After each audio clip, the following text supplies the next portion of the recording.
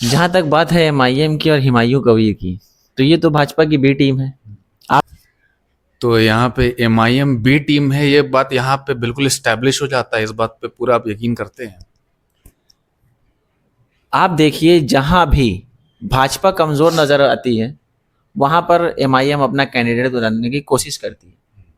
आप खुन्नस भी है क्योंकि बंगाल ही इकलौता एक ऐसा स्टेट है जहां मुसलमानों के वोट के दम पे जो है वो टीएमसी जीतती हुई आ रही है।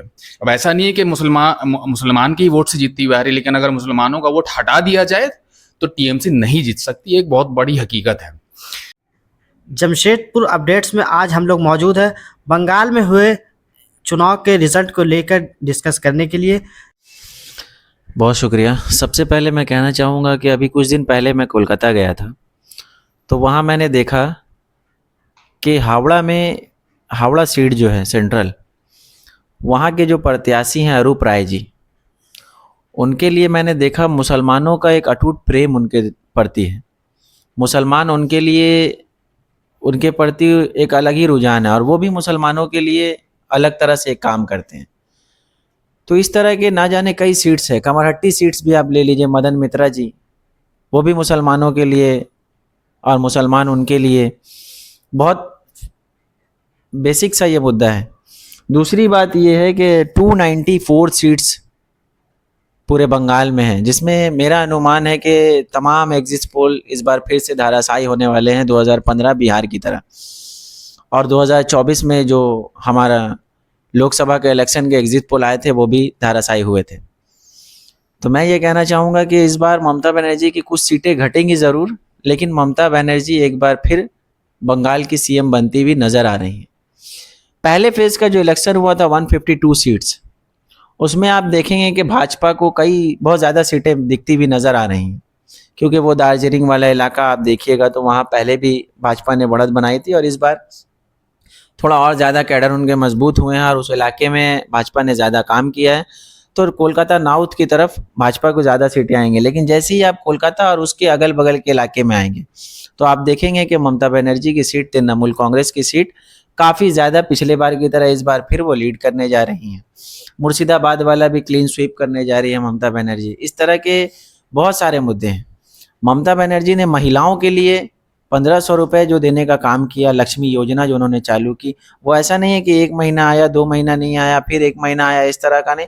कंटिन्यू उनके खाते में उन्होंने 1500 रुपये डालने का काम किया, युवाओं के खाते में उन्होंने पैसे डालने का काम किया। तो ये एक बड़ा फैक्टर आ सकता है। लगभग 2 करोड़ महिलाएं उनके तरफ अगर रुझान जाएगा तो ये आपका एग्जिट पोल तो ऐसे ही ख़त्म होता हुआ दिख रहा है। प्लस युवा उसके साथ है, मुस्लिम वोट्स बढ़ रहा है। एक और मुद्दा है कि एसआईआर जो सरकार ने किया ये ठीक उल्टा उसके प्रति आता हुआ नज़र आ रहा है मुझे। एसआईआर के में वोट जो उन्होंने काटा है, लेकिन दूर दराज के इलाकों से हमने देखा कि गुजरात से किस तरह लोग बंगाल वोट करने आए, दूसरे कई कई शहरों से लोग वोट करने के लिए बंगाल आए और उन्होंने वोट किया। तो ये भी एक हो सकता है कि इसका नुकसान भाजपा को हमें होते हुए दिखाई दे आने वाले नतीजों में। तो ये तमाम सारी चीज़ें हैं। भाजपा ने बहुत सारे सांप्रदायिक करने की कोशिश की कि हम इसको पोलराइज कर दें, हिंदू मुस्लिम कर दें, लेकिन बंगाल ने इसे जय श्री राम और जय बांग्ला के दोनों नारे लगे। बंगाल जय बांग्ला अस्मिता, बंगाल अस्मिता की बात हुई तो बंगालियों का एक अलग रुझान था बंगाल के प्रति कि बंगाल की अस्मिता को बचाना है। बीजेपी मांस की तरफ लेकर आई, मछली की तरफ लेकर आई, उन्होंने बहुत सारी अपने अपने काम किए। एक बड़ा मुद्दा जो बीजेपी ने उठाया था वो है महिला सुरक्षा का मुद्दा। लेकिन आज भी बंगाल में आप जाइएगा, जब आप कोलकाता जाइएगा तो रात के 11 बजे 12 बजे महिलाएं अकेले चल सकती हैं। वहाँ की महिलाओं से जब मैंने बात किया, मेरे खुद कई जानने वाले दोस्त, कई लड़कियाँ वहाँ पढ़ाई करती हैं, उनसे जब मैंने पूछा तो उन्होंने कहा नहीं, बंगाल में ऐसा कोई माहौल नहीं है, महिला यहाँ सुरक्षित है। तो ये भी एक बहुत बड़ा फैक्टर ममता के लिए बन सकता है। बीजेपी ने इसे चाहा था कि एक चुनावी मुद्दा ये बनाया जाए। आर्जिकल अभी कुछ ही दिन पहले आपने वहाँ हुआ था बंगाल में ये, लेकिन बीजेपी ने इसे चुनावी मुद्दा बनाना चाहा। लेकिन आज भी बंगाल में महिलाएं सुरक्षित हैं और महिलाओं का ममता के प्रति विश्वास ये बताता है कि आने वाले 4 तारीख को आप ममता की सरकार बनते हुए देखेंगे।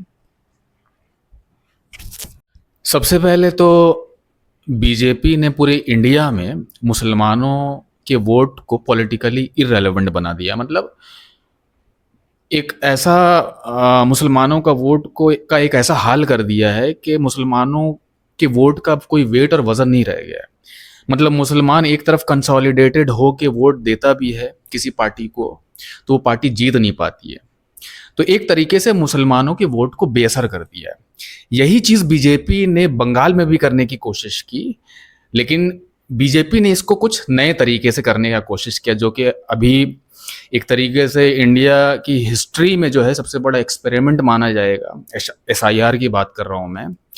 लगभग 91 लाख वोटर जो है उनका नाम कट चुका है, और ऐसा बताया जा रहा है, जाहिर सी बात है कि उसमें एक जो बड़ी आबादी है वो मुसलमानों की है। तो यहाँ पे मुसलमानों के वोट को पॉलिटिकली इररेलेवेंट बनाने की कोशिश की जा रही है, लेकिन एक अलग तरीके से।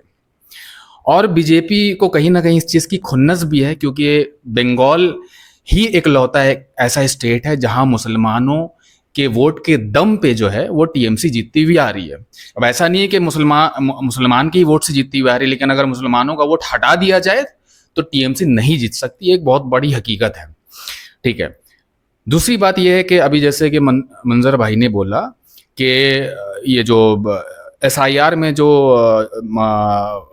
कटा है आपका लगभग 12% होता है, लेकिन उतना ही वोट बढ़ भी गया, ज़्यादा वोटिंग हुआ, लगभग उतना ही वोट बढ़ा भी है, ठीक है। तो बैकफायर किया कहीं ना कहीं। अब सोचने वाली बात यह है कि SIR को लेके सबसे ज़्यादा डरा हुआ और सबसे ज़्यादा अनकंफर्टेबल कौन था? सबको पता है कि एक तबका जो था, यानी मुसलमानों का तबका, वो सबसे ज़्यादा डरा हुआ था। तो पूरे हिंदुस्तान से लोग आए, और जो लोग बंगाल में रह के भी वोट नहीं देते थे, मतलब बहुत लोग वोट नहीं देते, 100% तो वोट कहीं होता नहीं था, हालांकि बंगाल में ज्यादा वोटिंग होती है, लेकिन कहीं भी 100% वोट नहीं होता था। तो उन लोगों ने भी इस बार बढ़ चढ़ के वोट किया जो नॉर्मली वोट नहीं करते थे। और ये बात कॉमन सेंस वाली बात है कि SIR को लेके जो बीजेपी के वोटर्स थे वो नेचुरली ज्यादा कंफर्टेबल थे, मतलब उनको उतना डर नहीं था SIR का। तो जिन लोगों ने वोट नहीं दिया होगा, अब मैं ये एक अजम्पशन है, कोई गारंटी वाली बात नहीं है, लेकिन ऐसा अज्यूम किया जा सकता है कि जिन लोगों ने वोट नहीं किया होगा उसमें जो बीजेपी के वोटर्स है वो ज्यादा हो सकते हैं, लेकिन जिन लोगों ने वोट किया, यानी वोट परसेंट जिनकी वजह से बढ़ा है, वो जो TMC के वोटर है वो हो सकते थे। प्लस अभी जो आपका कांग्रेस और लेफ्ट का जो वोट बेस है उनको भी कुछ मुसलमान वोट देते हैं। तो अब वो मुसलमान जो एक तरीके से बेफिक्री में वोट दे देते थे कि ठीक है क्या ही फर्क पड़ता है, कोई आए नहीं आए, तो वो लोग भी इस डर से कि कहीं अगर बीजेपी जीत गई और वापस से SIR का सिलसिला फिर से स्टार्ट हुआ तो कहीं दोबारा हमारा नाम न कट जाए। तो जो कंसोलिडेशन हुआ है ना, वो मेरे हिसाब से TMC की तरफ ज्यादा हुआ होगा, ठीक है। क्योंकि नेचुरली अगर देखा जाए तो पोलराइजेशन होता है। पोलराइजेशन में क्या होता है कि दो तरफ वोट बंटता है, दो पोल्स में वोट बंटता है।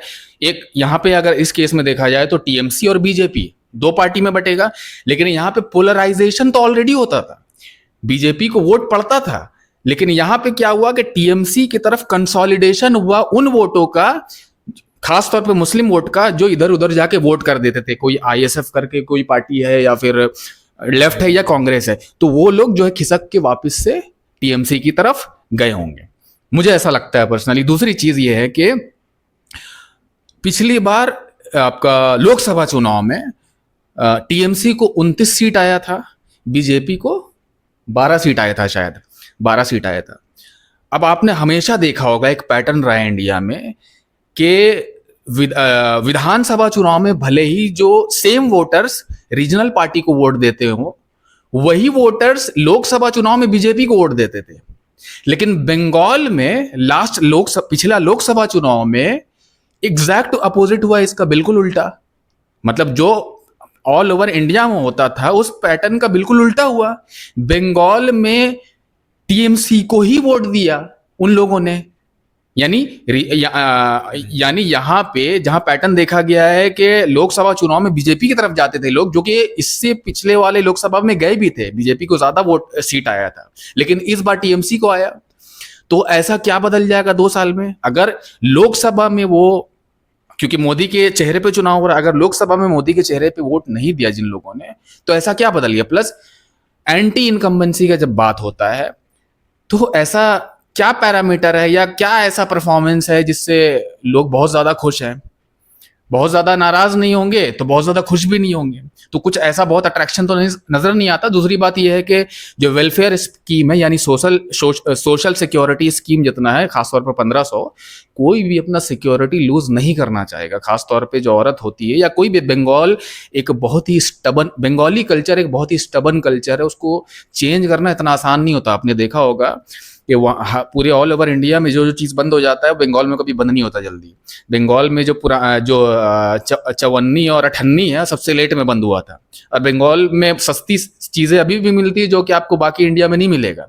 प्लस बंगाल में पॉलिटिकल चेंज भी बहुत टाइम हुआ था, बहुत टाइम के बाद हुआ था।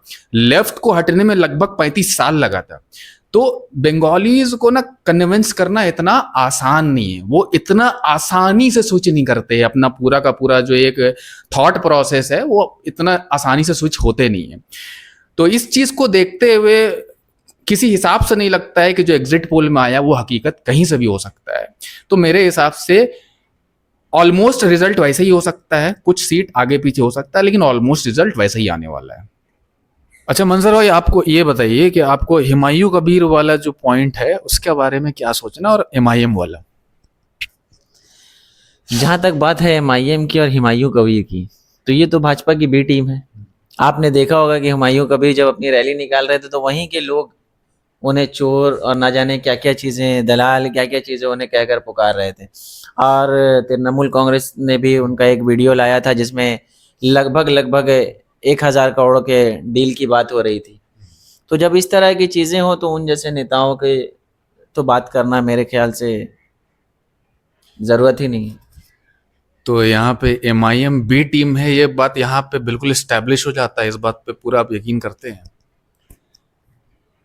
आप देखिए, जहाँ भी भाजपा कमज़ोर नज़र आती है वहाँ पर एमआईएम अपना कैंडिडेट उतारने की कोशिश करती है। आप किसी भी जगह को ले लीजिए, वहाँ पर जहाँ जहाँ एमआईएम वहीं अपने पार्टी को उतारने की कोशिश करती है जहाँ भाजपा कमज़ोर नज़र आती है। एमआईएम मुसलमानों की बात करती है तो फिर मुसलमान के खिलाफ अपने कैंडिडेट को क्यों उतारती है वो? अगर मुसलमानों के आगे बढ़ने की बात है, मुसलमानों के असेंबली में जाने की बात है, तो कांग्रेस ने अगर मुसलमान को टिकट दिया है या तृणमूल ने अगर मुसलमानों को टिकट दिया है, तो फिर वहाँ एमआईएम बैकफुट पर क्यों नहीं आती है?